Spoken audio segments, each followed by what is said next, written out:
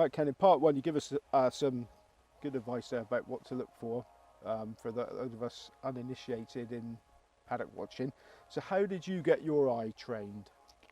It was, again, I've been quite lucky. I mean, all what happened was I used to go racing with my mate Joe, Mikel, Robbie and myself. We used to go racing in the 80s, didn't have a clue, went around the tracks, having bets, having a great fun, and just didn't know what we were doing. And then 4 became 3, became 2, and I was left on my own. And I remember I was at Cheltenham, and I was speaking to this person who happened to be Victor Chandler's paddock judge. And he introduced me to Gerald Delamere, and if it wasn't for him, I wouldn't be sitting here now. And I was introduced to him, and then he taught me how to assess horses in the paddock, their physique, how they look, an unfit horse, a fit horse, just years and years of standing by him and learning. And that's how that's where I am now, because it's down to him, and he taught me all those sort of things. And then, if you remember, and we used to have on Saturdays, Jim McGrath from Timeform used to be on Breakfast TV, and he used to come on and he used to give his tips and explain a few things, and it triggered things in me because I could kind of understand what he was talking about. So after learning from Jerry and all of that, I was standing by him, and I got offered. I actually got offered my first sort of job was for a bookmaker, was for Victor Chandler. And I remember working for him, and he was saying it was mainly the big meetings we would go to, and I would tell him what I didn't like and what I did like, because that time there's no exchanges. So no bookmaker would price up till about 10, 15 minutes before a race. They would all have, all the bookmakers, Victor Chandler, Kinghorn, Hills, Ladbrokes, Dudley Roberts, always had someone on track to tell them how horses looked before they priced up. So it was like a gold mine, and it was a good start because, like I said, there was no exchanges. Everybody had to wait until they received information from people like myself before they actually priced up. So it was brilliant. So Victor Chandler was stood on his pitch, Yeah, and you were telling him that one couldn't possibly win. yeah. Well, that must have been quite nerve-wracking. It was. I think I remember the one that really got me was a year at Cheltenham when I think it was Royal Leclerc. And I don't know if it was the Cat Car or the Marmare Fleet. And I remember went up and I said, Victor, this looks brilliant. It looks outstanding. And he turned to, I think it was Ashley at the time, and said, I wanted 100 grand on this. And I literally wet myself. I thought, Jesus. And then, obviously, because there's no exchange, you can see the price shortening on everyone's board where this money's gone into the ring. And it won. And then I realised how this was not how important it was, but how big it can be. Because people took your advice and trusted what you said and were prepared to put money and some serious money behind it. So that was a real eye-opener for me. And then that went on for 2 years. I think it was, that fizzled out because Victor Chandler moved to Gibraltar or whatever. So that petered out. And then I remember I was at Newmarket before the Guineas, and Neville Porter tapped my arm and introduced himself, and he said, "Oh, I understand you're a pretty good paddock judge." And I said, "I'm all right." And he said, "Would you like to work for me?" And I said, "Okay." So he said, "All right, tomorrow." I thought, "All right." So next day, go to Newmarket. I think we got the first race right. Second race we did okay. Third, so come to the Guineas. I'm feeling really. I really cracked this. I thought. I went up to Neville and I said, "Nev, I don't like this George Washington. He's got really agitated." Right, okay. We laid it, we backed something else, it bolts up. Right, I've got my chin on the floor thinking, oh, what have I done? First day and I've cost this man a fortune. And to be fair to Nev, I walked up the next race and he said, don't worry about it. He said, don't even worry about it. What do you like in this race?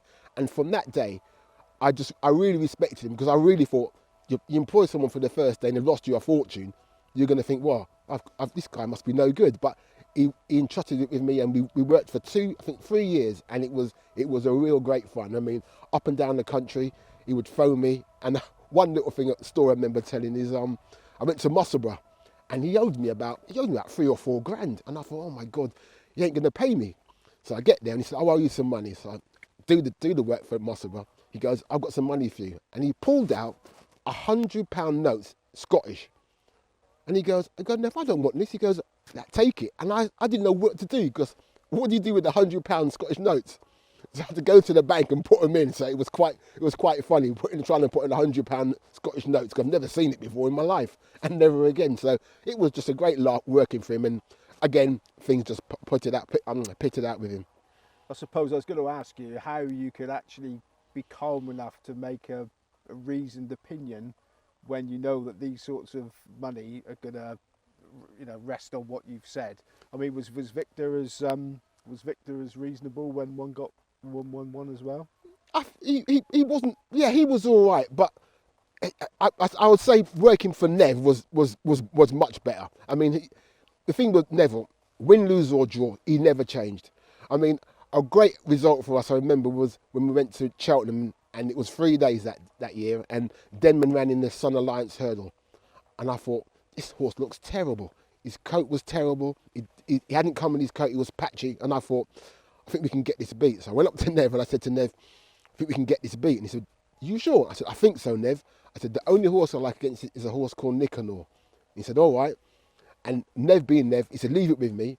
I think we laid Denman and we backed Nicanor, right? And I'm sitting in the stands and I'm just watching this race develop, and I'm just hoping I've got this right. Nicanor wins, Denman gets beaten. So after that result, he said to me, no matter what, Ken, we cannot lose for the week, right? And I remember it was a Thursday, I went to get paid, and he gave me so much money, I didn't have enough pockets to put them in.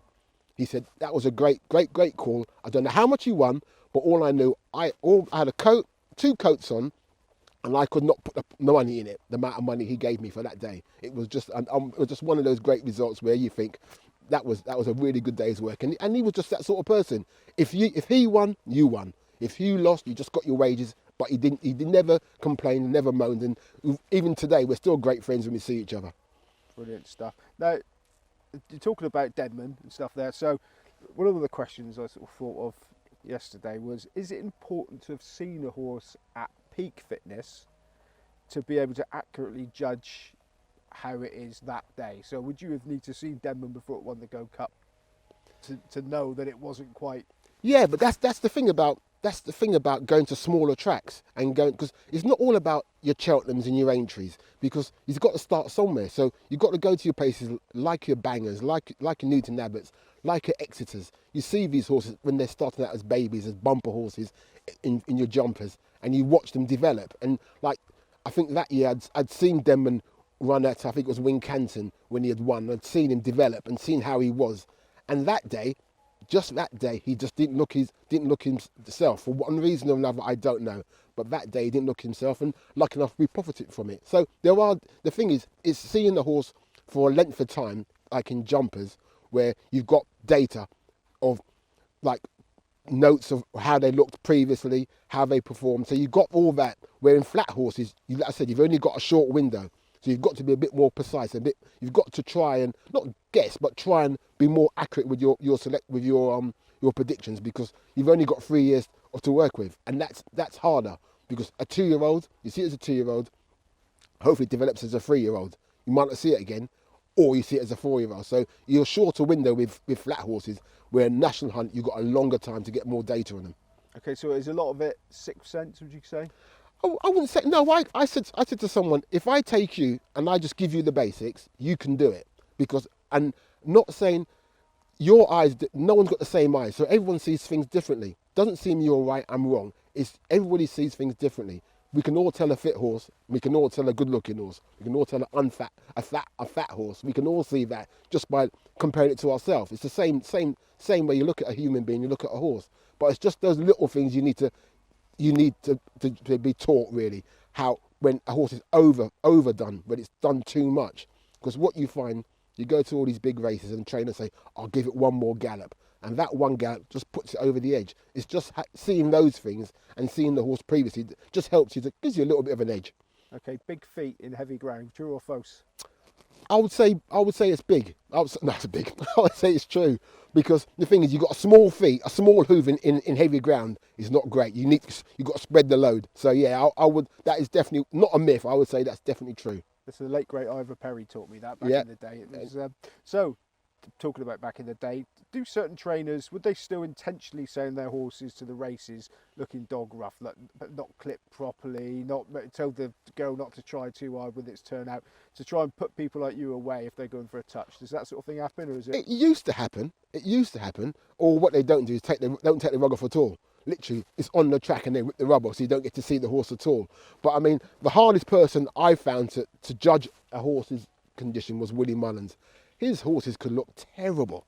I mean, unclipped, coat looks terrible, but they could perform. And once you got to know that, don't care how they look, you look how fit they are. You kind of, once you know how trainers turn out certain horses, you kind of have an idea of what you're dealing with. I know if a Willie Mullins horse looks terrible, you don't say I want to lay it or want to be against it, because that's the way he turns his horses out. Where you see like a Gordon Elliott or you see a Paul Nicholls, always look well. They generally look well in their coat, well muscled up. Nicky Henderson, slightly different. He always leaves more condition on his horses than other trainers, but he builds his horses up. So just kind of know how horses over the years produce their horses is important. Okay, now in this segment we have talked about other bookmakers. One I've got down on my list is Sean Graham. You done a bit for him. Yeah, that was, see, when I worked for Victor, it was no exchanges. When I worked for Neville, it just started to come in. And then working for Sean Graham, it was all about the exchanges.